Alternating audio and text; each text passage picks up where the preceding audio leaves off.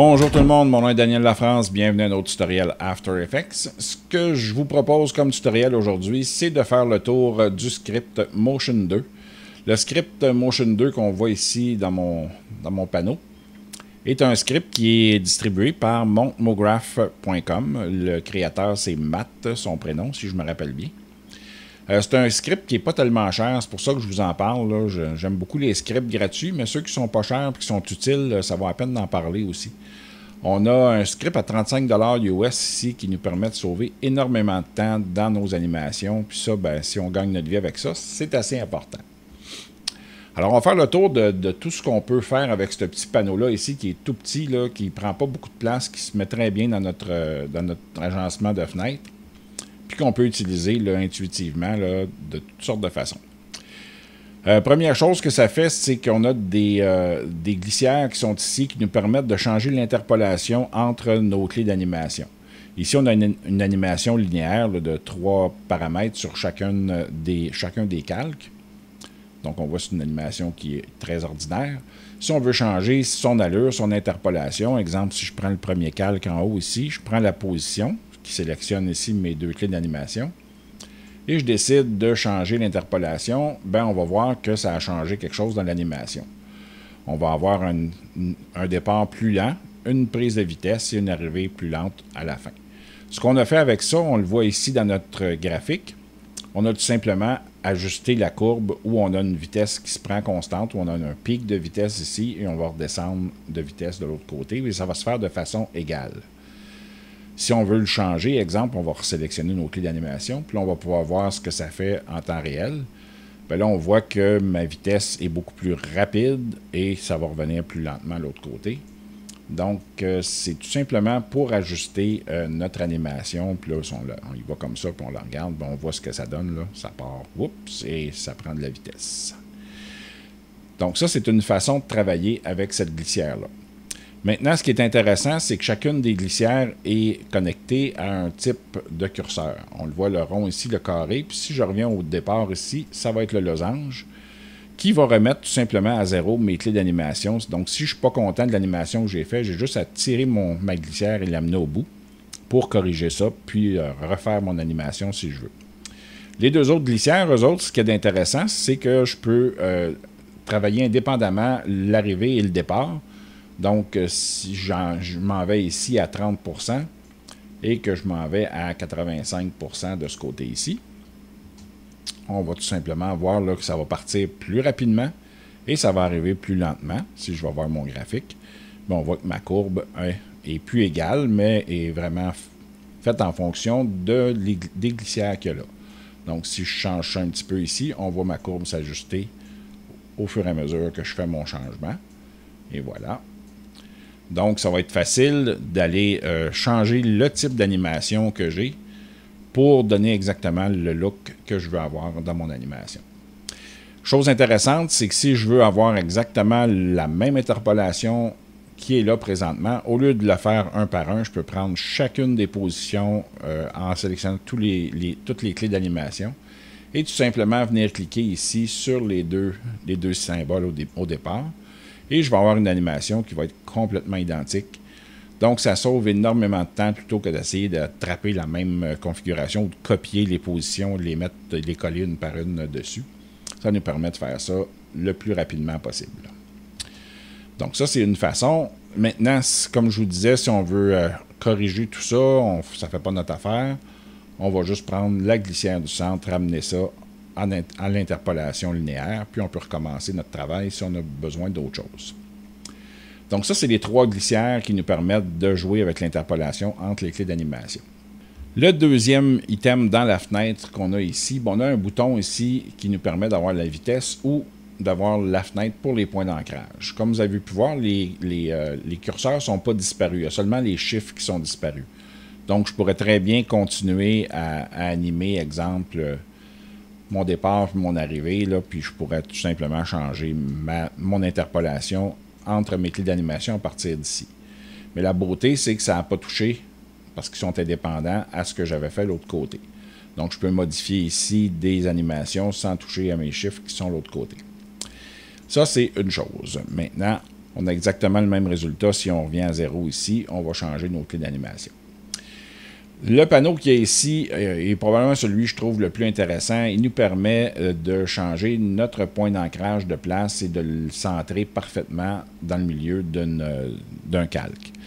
Donc, on va créer un nouveau calque ici. On va tout simplement le créer là, comme ça, plus majuscule. Puis là, on voit que où j'ai créé mon calque, le point d'ancrage, c'est tout simplement placé au centre de la composition. Puis c'est comme ça par défaut dans After Effects. Donc, la façon de le remettre à sa place, c'est tout simplement d'aller chercher notre outil ici de déplacement de points et sélectionner notre calque et prendre notre point et le mettre où on veut. Puis en faisant CTRL, on va le mettre à l'endroit qu'on veut pour qu'il soit snappé ou magnétisé plutôt au bon endroit. Maintenant, la façon la plus simple de le faire, on va tout simplement prendre ce panneau-là ici quand notre calque est sélectionné et on peut, en un clic, aller mettre en plein centre notre clé d'animation ou sur n'importe quel autre point en cliquant sur le coin qui est associé à ce point-là. Ça nous permet d'accélérer notre travail pas mal. Moi, c'est l'outil probablement que je me sers le plus dans Motion 2 avec les glissières. On a ici le bouton Excite qui est intéressant. On va aller dans mon autre composition ici. Si je prends mon animation la même qu'au départ, où je vais faire, exemple, tourner, avancer et changer d'échelle, ben, je peux, dans chacune des positions, aller mettre Excite en un seul clic. Donc, si je sélectionne un des calques, le premier, disons, ici en haut, et que je veux appuyer sur Excite en sélectionnant la position, bien entendu, je vais faire Excite. Là, on va voir que mes chiffres ont changé en rouge parce qu'il y a une expression qui a été ajoutée automatiquement par ce bouton-là.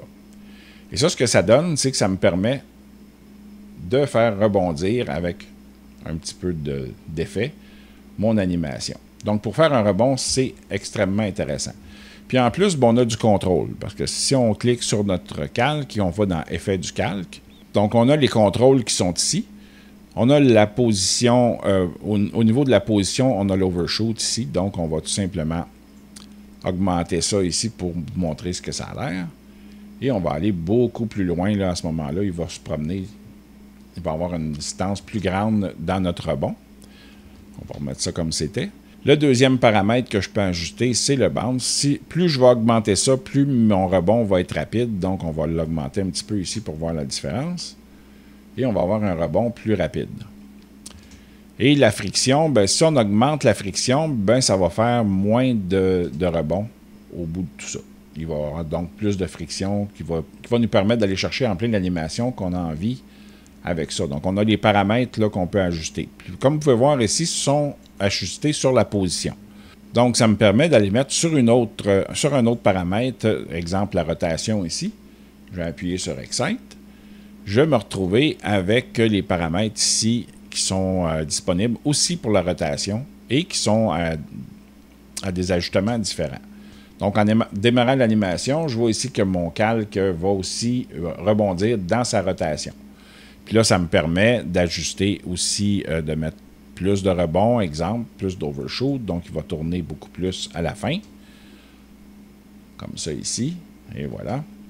Donc, ça me permet d'ajuster plusieurs paramètres sur chacun des calques.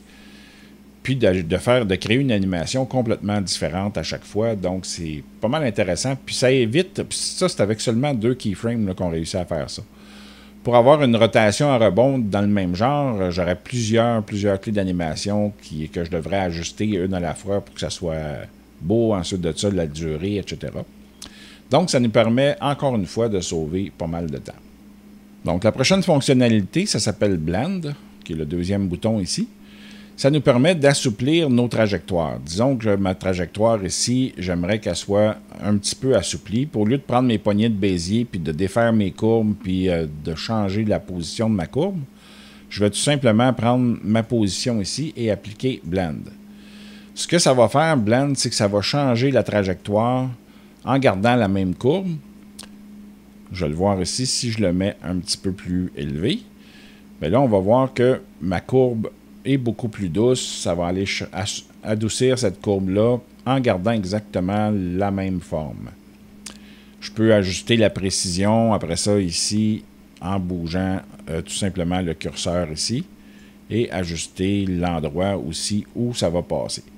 Donc, ça me donne plusieurs façons de changer mon animation sans toucher à mon tracé qui a été fait au départ, qui est probablement le tracé qu'il me fallait. Mais je vais pouvoir l'assouplir ou changer tout simplement l'animation d'un autre calque qui va avoir le même pattern qui va me permettre de changer cette animation-là plus facilement. Donc ça, c'était Blend. C'est assez pratique là, dans toutes sortes de cas. Moi, je l'utilise à l'occasion, mais c'est vraiment le fun à utiliser aussi. Donc, le prochain paramètre qu'on peut ajuster, c'est Burst ici. On va le voir dans une autre composition. Donc, ça nous permet de faire des animations comme celle-là. On peut en mettre plusieurs couches, un par-dessus l'autre, pour créer quelque chose comme ça. On peut avoir un paquet de contrôles là-dessus qui nous permet de faire à peu près ce qu'on veut. Donc, on va regarder comment ça fonctionne. On va enlever la visibilité de ceux-là. On va appuyer sur Burst dans notre composition. Ça va nous donner un nouvel élément. C'est un calque de forme avec lequel ça a été créé. Et là, on peut changer tous ces paramètres-là ici pour nous permettre de faire l'animation qu'on a envie de faire. On peut changer la position. On peut cliquer sur la petite cible ici, mettre la position de notre accent où on veut. Parce que c'est un accent en français, je crois. Je ne suis pas certain, mais en tout cas. On peut changer ensuite de ça le nombre de copies. Donc, ça va gérer le nombre de copies autour qu'on va avoir. Si on en veut 26, exemple, on va avoir les 26 ici. La révolution des copies, bien, on peut avoir le nombre, la révolution qu'on veut. On peut la mettre à 360. On peut dépasser 360. On peut avoir seulement la moitié si on a envie de faire une animation dans ce style-là. On va remettre ça comme c'était. Le Revolution Offset nous permet de mettre un petit peu de random dans tout ça. On a la même chose au niveau du Burst Offset pour la position. Donc, on peut changer le offset comme ça aussi, qui permet de créer des animations pas mal intéressantes. On a la distance from center. Ça, c'est ce qu'on va animer pour nos explosions, là, pour faire les pop-up avec ça, de la façon qu'on veut. On a ensuite Link Width and Height, parce qu'on a ici le contrôle sur la largeur et la longueur. Donc, je peux mettre la largeur que je veux et je peux mettre la longueur que je veux. Puis, à partir du moment où je les associe ensemble en cliquant sur Link, je vais avoir des cercles parfaits. Jusqu'à ce que la largeur ne dépasse pas 50, parce qu'au-dessus de 50, c'est plus des cercles, mais on est à 50, on a des cercles parfaits. Donc, on défait ça ici. Donc, ça nous permet d'avoir exactement la forme de chacune des pièces ici, comme on le veut. Au niveau de la longueur, c'est pareil. Maintenant, on a la largeur du trait. Donc, on peut avoir un trait plus épais, plus fin, dépendant de ce qu'on veut avoir comme animation. On a ici le fil, l'intérieur, on peut tout simplement le décocher pour ne pas en avoir, si on le désire. On peut changer sa couleur. Exemple, la mettre bleue ici. Et on peut aussi enlever le stroke, c'est-à-dire le trait autour, si on en a envie. Et on peut changer sa couleur aussi. Donc, aller mettre ici un mauve comme trait. C'est pas très beau. On va mettre ça blanc. Et voilà. Maintenant, on a le roundness ici de ces parties-là. On peut l'ajuster pour être complètement carré ou complètement rond, tout dépendant de ce qu'on désire faire. On a aussi un ajustement sur la largeur et la longueur de chacun des éléments ici. On voit ici, là, si j'avance un petit peu, ça va commencer de la bonne longueur et ça va s'étirer comme ça en changeant de position un petit peu. Puis la même chose pour la largeur ici. Donc, je vais avoir moins large à plus large. Donc, ça peut nous permettre de créer des animations pas mal de fun. Et on peut les attacher ensemble en linkant ici les propriétés. Donc, ils vont être larges et de plus en plus larges et de plus en plus épais, mais de façon séquentielle. Ça nous permet de créer des animations qui sont plutôt intéressantes. Si je vais mettre plus de copies ici dans le haut, ben, ça me permet de créer des animations qui peuvent être assez intéressantes. Vous aurez juste à explorer chacun des contrôles qu'on a ici, puis vous allez voir toutes les possibilités qu'il y a à faire avec ça. C'est assez intéressant. D'ailleurs, ce que j'ai créé ici, ça n'a pas été tellement long à créer. Je dirais 5 5 petites minutes, puis on a quelque chose d'assez intéressant là, au niveau du look. Donc, le prochain paramètre qui est intéressant, c'est clone. Ça sauve énormément de temps aussi. Combien de fois on a essayé de copier des clés d'animation en faisant CTRL-C. On amenait notre curseur, on va les copier, on fait CTRL-V. Et là, ce qu'on a, c'est tout simplement dupliquer nos calques. Et c'est pas ça qu'on veut. Donc, on fait CTRL-Z. On va sélectionner les clés d'animation qu'on veut cloner. Et on va tout simplement appuyer sur clone en s'assurant de mettre notre curseur où on le désire. Et en appuyant sur clone, ça va copier seulement les clés d'animation pour recréer notre animation. Puis là, ben, si on veut, on peut tout simplement prendre ça ici et aller inverser, exemple, les clés d'animation. Et on va avoir notre animation qui va se jouer à l'envers de façon assez rapide. Une autre fonctionnalité intéressante, on a Jump ici. Jump nous permet de préparer notre animation. Exemple, ici, on a une animation d'un cube qui va se poser sur une ligne. Donc, si on veut le faire rebondir sur la ligne, on va tout simplement prendre le calque de forme 1 ici, qui est mon cube. On va aller dans la position ici. On va sélectionner notre paramètre, la position, et on va tout simplement cliquer Jump. Après avoir appliqué son expression, ben, on va pouvoir visualiser ce que ça donne. Et on voit que ça rebondit tout simplement sur la ligne. On a, comme dans les autres, des ajustements qu'on peut faire ici. On peut ajuster le stretch. Donc, si on met un peu plus de stretch, on voit qu'il va rebondir un petit peu plus haut. Donc, on a ici on va avoir un rebond qui va être plus souple. On va remettre ça comme c'était. On a la gravité. Si on met plus de gravité, bien, ça va rebondir moins longtemps. Comme ça ici. Le paramètre suivant, c'est le nombre de bonds. Là, on en a 8 ici présentement. Si je le mets à 2, bien, on va avoir seulement 2 rebonds. 2. Et le troisième, il va être là. Donc, on peut ajuster cette animation-là comme ça nous tente. L'autre paramètre, le Jump In ou Jump Out, là, présentement, on va rebondir par-dessus la ligne, exemple. Maintenant, si on veut ajuster ça, on va remettre ça comme c'était ici à 8 pour bien voir ce que je veux dire. Notre animation, là, au niveau du rebond, se fait comme ça.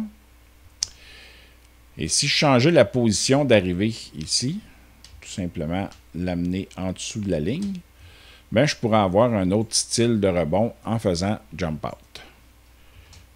En faisant Jump Out, on va dépasser et on va revenir ici. Donc, on pourrait avoir quelque chose qui va flotter à la surface de l'eau. Donc, le cube tombe dans l'eau, il va remonter et il va s'accoter sur la vitre en haut. Donc, c'est un autre type d'animation qui nous permet de faire différentes choses. On peut changer la position stretch pour en avoir un petit peu moins. On voit ici que j'en ai pas assez. Et voilà. On peut ajuster tout ça à notre goût. Puis ça nous permet de faire une animation qui est complètement différente. Prochain paramètre qui est intéressant, c'est Name ici. On peut renommer des calques. On va tout simplement prendre tous nos calques ici. Et on peut les renommer d'un bloc en cliquant sur Name ici. Si je rentre un nouveau nom, ici, puis que je mets mon séparateur avant et que je choisis exemple plus, puis que je fais Rename, bien on va avoir ici le chiffre qui va être installé avant. Donc c'est la position du calque. Et le nouveau nom qui va être installé directement devant.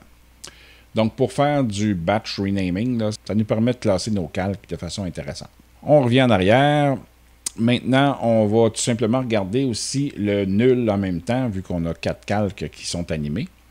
Notre animation ici est faite avec 4 calques. Et si je voulais la changer de dimension et de position, ben, il faudrait que je fasse la même chose sur les 4 calques, resynchroniser toute l'animation, etc.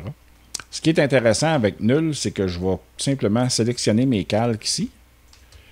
Et je vais tout simplement me créer un nul. Ce que ça fait en créant le nul, il va aller chercher la position centrale des 4 calques et il va s'installer là.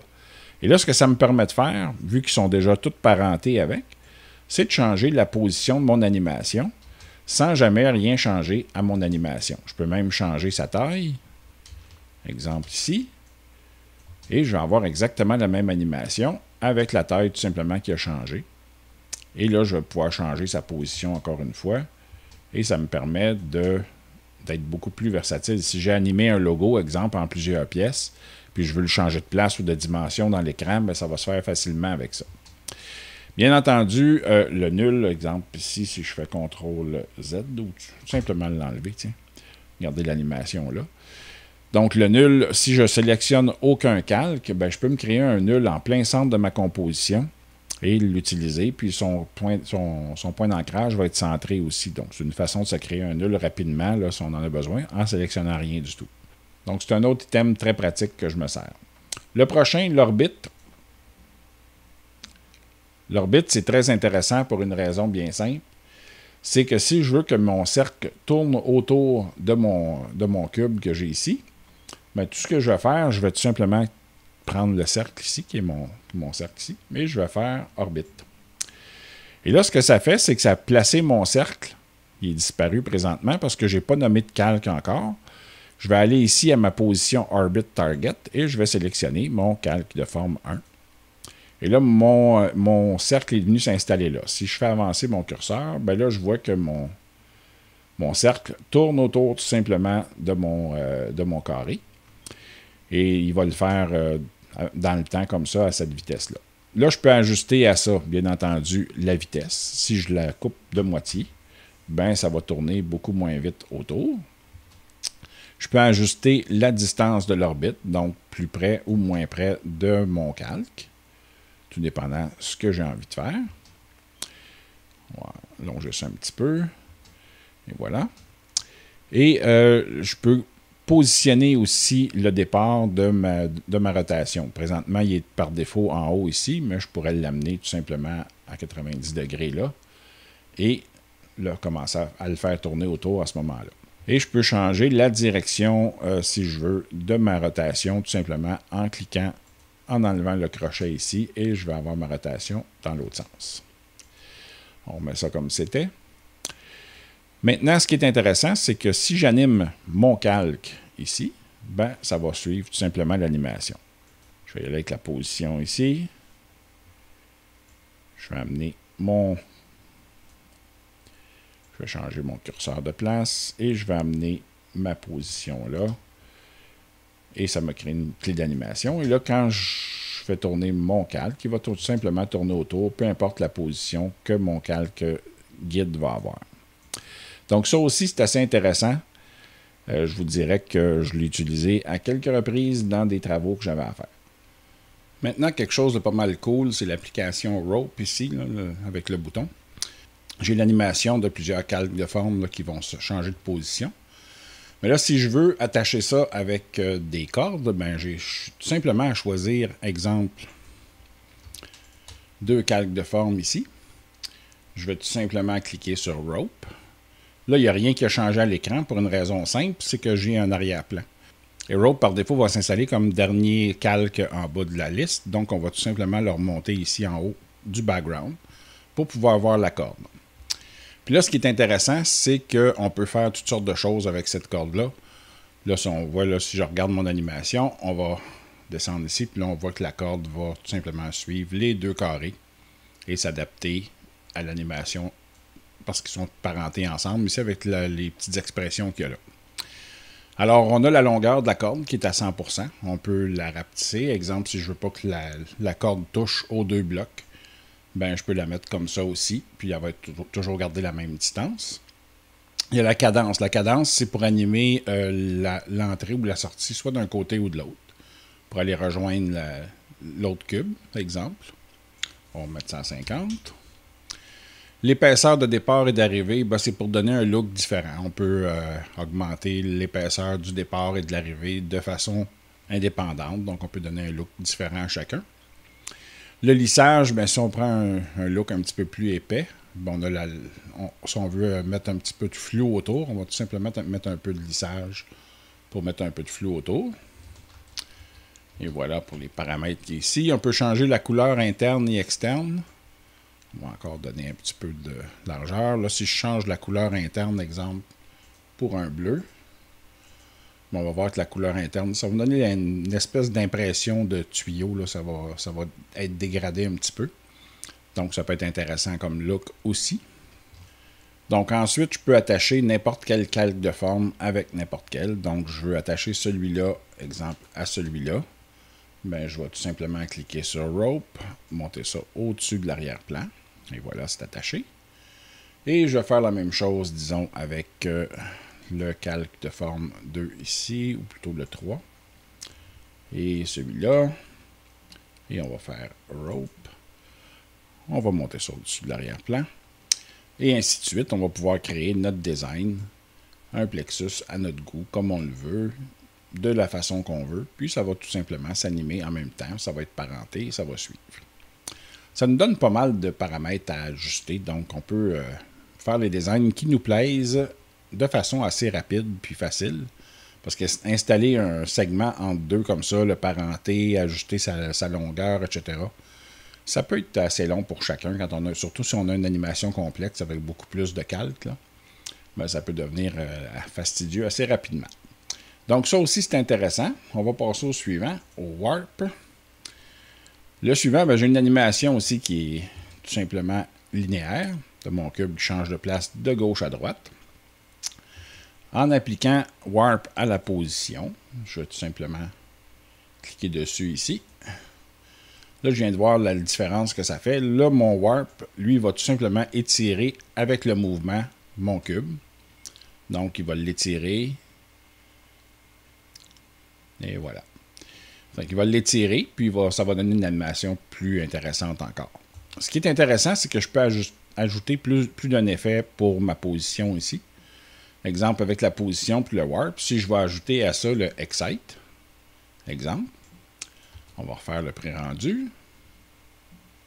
Alors, ce qu'on voit avec le mélange des deux, c'est que le Warp fait étirer la forme, puis le rebond, on les ramène ensemble, tout simplement. Puis j'ai encore un paquet d'ajustements à ça, si je vais voir ici le Warp Time, etc.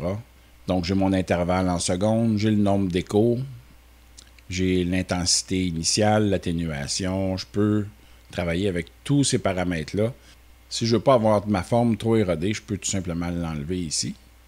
Ça va enlever un peu de souplesse à mon animation. Là. Si je viens ici, là on ne le voit pas trop, mais si je prends mon animation et que je crée une courbe avec, bien là, si j'ai pas assez d'instances entre les deux, ça pourrait créer là, des diffractions. C'est pour ça qu'on met ici un petit peu de lissage géométrique là autour. Donc, ça nous donne une animation qui est quand même plaisante. Alors, on a ça ici, quand l'animation va tourner, ben, on va avoir aussi, dans la courbe, un bel effet là, qui peut créer une animation assez intéressante. Donc, ça, c'était pour le Warp. Si on continue, on a le Spin. Le Spin va me permettre de faire tourner sur l'axe ici mon calque. Donc, si je prends ça et j'ajoute le Spin à mon calque, ben, quand je vais avancer dans mon timeline, ça va tout simplement tourner comme ça. Et voilà. J'ai les paramètres d'ajustement. Ici, il fait une rotation de 180 degrés par seconde. Donc, si je regarde la vitesse standard, est comme ça ici. Si je veux augmenter la vitesse, ben, je fais juste augmenter ça ici. Et ça va me donner une rotation de 245 par seconde. Donc, ça va beaucoup plus rapidement. Maintenant, le Spin Calibrate, c'est la position initiale de mon carré. Donc, je peux l'ajuster dans la position que je veux. Puis, il va partir dans cette position-là pour tourner, tout simplement. Donc, on fait CTRL-Z. Le Spin Direction, si je décoche ça ici, on va tourner dans le sens inverse. Donc, ça peut être pratique pour certaines animations.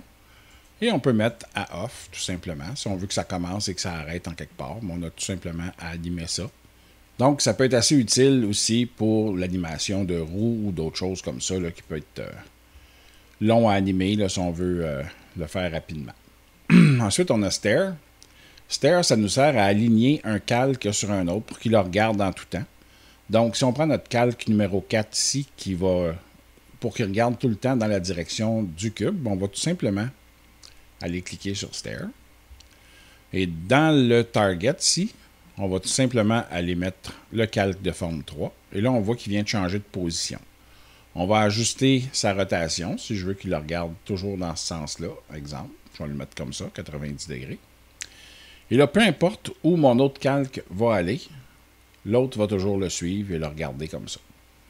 Donc, ça peut être très, très, très intéressant pour différentes animations Donc, on peut cloner ces animations-là, bien entendu, puis d'en faire plusieurs, puis faire des choses assez intéressantes. Donc, ça, c'était Stare. Maintenant, il me reste à vous parler de du petit panneau ici, là, où on a différentes choses. On a la vignette que je devrais avoir ici. Donc, j'ai mis une vidéo d'un train que j'ai trouvé sur Vidéobloc. On va tout simplement précomposer. Je l'ai précomposé d'avance déjà ici. Donc, après que c'est précomposé, on peut appliquer la vignette. Quand j'applique la vignette, ça va créer une autre composition avec la vignette dedans. Puis, ça va me donner des ajustements ici que je peux faire. Si je regarde présentement là, la vignette on-off, si je l'enlève, ben là, on voit qu'elle n'est plus apparente. Et là, on a l'apparence ici de la vignette. Maintenant, on a plusieurs ajustements. C'est sa position. Si je veux changer sa position, la mettre plus dans le haut ici pour attirer l'attention là, ou ici, ou là, je peux la mettre exactement où je veux, en positionnant ça de la façon qui me plaît. On va remettre ça au centre. Ensuite de ça, on a le feather. Donc, on peut mettre beaucoup moins de... Là, on peut mettre ça à 0 aussi pour voir la vignette, qui est une ellipse. À la fin, ici, j'ai ellipse et cercle. Donc, je peux changer l'apparence de ma vignette comme ça. Ensuite de ça, l'intensité. Donc, je peux monter, descendre l'intensité, comme ça ici. Si je lui remets du feather, c'est-à-dire du contour progressif, ben, je vais avoir ma vignette qui va s'établir comme ça dans le centre. Et là, je peux baisser son intensité. Je peux ajuster ça comme je veux. C'est pas de cette vignette-là que je me sers vraiment, parce que moi, j'ai déjà mon preset pour ma vignette, mais je l'utilise à l'occasion dans certaines vidéos où je veux mettre en exemple un personnage plus en focus. Donc, je vais aller mettre la vignette légèrement autour là, pour que ça soit plus efficace. Maintenant, ce qu'on va faire, on va enlever la vignette de là. On a une autre application qui est intéressante. Il faut précomposer aussi notre... ça fonctionne seulement sur les compositions. Là. Si je vais au Color Rig, le Color Rig, lui, va me permettre de faire des ajustements de couleurs sur ma vidéo ou sur ma photo, peu importe ce que je vais mettre là-dedans. Use Color Log, ici, on va tout simplement l'enlever ou le remettre. Là, on a déjà des pré-ajustements qui sont faits ici. Donc, le Color Log Amount, ici, ben là, je vais augmenter ou diminuer la saturation. Et voilà. Ça me donne une bonne idée de ce que ça peut donner. Donc, j'augmente un peu la saturation. Je peux augmenter le contraste en rajoutant du noir. Je peux aussi ajouter un peu de blanc pour ajouter tout ça. Puis, je peux aussi le side-by-side. Ici, si je clique sur ce bouton-là, ben là, je vais pouvoir voir la différence entre mon ajustement puis la pièce originale. Donc, ça va me donner une idée là, du traitement que je viens d'y donner. C'est pas quelque chose que je me sers souvent, mais ça peut être pratique à l'occasion. Puis, on peut aussi convertir en noir et blanc à partir d'un seul clic. Et voilà, on va avoir la conversion noir et blanc avec nos ajustements qui restent tout le temps fixes là, au niveau du contraste qu'on a mis avant. Ici, je ne vous parlerai pas de Pin Plus parce que c'est un outil pour mettre des nuls après des points de marionnette. Mais il ne fonctionne pas depuis la version 2015. Il y a un problème d'alignement, etc. Le concepteur travaille là-dessus pour réparer ça. Fait qu'on y reviendra quand ça fonctionnera. Le dernier qui me reste à vous montrer, c'est Sort ici. Ça, ce que ça fait, c'est que quand je vais dans mon panneau de projet puis que j'ai plusieurs médias qui sont là, j'ai des compositions, des solides, j'ai des vidéos, des photos, etc. Puis je veux classer ça de façon plus propre, bien, je peux le faire en un seul clic. Je m'en viens ici, je fais Sort, et ça va tout classer, composition, images, nul et solide, vidéo, etc. va être classé dans chacun dossier. Donc, c'est beaucoup plus facile de se retrouver, garder sa composition propre, etc. Donc, son projet va être beaucoup mieux classé, puis ça va être plus facile. On a un codage de couleurs pour se retrouver, etc. Ce que je ne vous ai pas montré, c'est comment se débarrasser de tout ça si on veut changer quelque chose, exemple. Si je prends ma position ici, là, dans ma vitesse, et je veux changer, exemple, la rotation, je veux la retirer, bien, comme il y a des expressions et des effets, ben c'est plus complexe à enlever. Là. Si on veut l'enlever d'un seul coup, on fait juste cliquer sur le paramètre et sur la petite poubelle ici, et ça va partir tout seul. L'expression va s'en aller et les effets vont partir aussi. Donc, ça fait pas mal le tour de notre script Motion 2. J'espère que j'ai été assez complet. S'il y a des choses là, que vous aimeriez, un en particulier, là, avoir plus d'informations, je le ferai avec vous dans un autre tutoriel. Mais c'était plus ce qu'on peut appeler un survol de ce script-là pour pouvoir vous renseigner, pour voir si ça vaut la peine de l'acheter pour vous. Donc, si vous pensez sauver du temps dans vos contrats, etc., ben, je pense que c'est très, très plaisant à voir. Puis même quand on s'amuse avec le logiciel, ben, je pense que c'est plaisant aussi d'arriver plus vite à nos fins puis d'avoir plus de flexibilité pour travailler. Alors, c'est tout pour moi aujourd'hui. J'espère que vous avez apprécié la vidéo. Si c'est le cas, faites-moi un pouce en l'air. Si vous avez adoré la vidéo, partagez-la au plus de gens possible sur le web pour qu'on ne soit pas tout seul à connaître ces fameuses techniques-là. Et si vous n'êtes pas encore abonné à ma chaîne, faites-le maintenant pour rien manquer de ce qui va suivre. Je vous souhaite un bon week-end et on se revoit la semaine prochaine.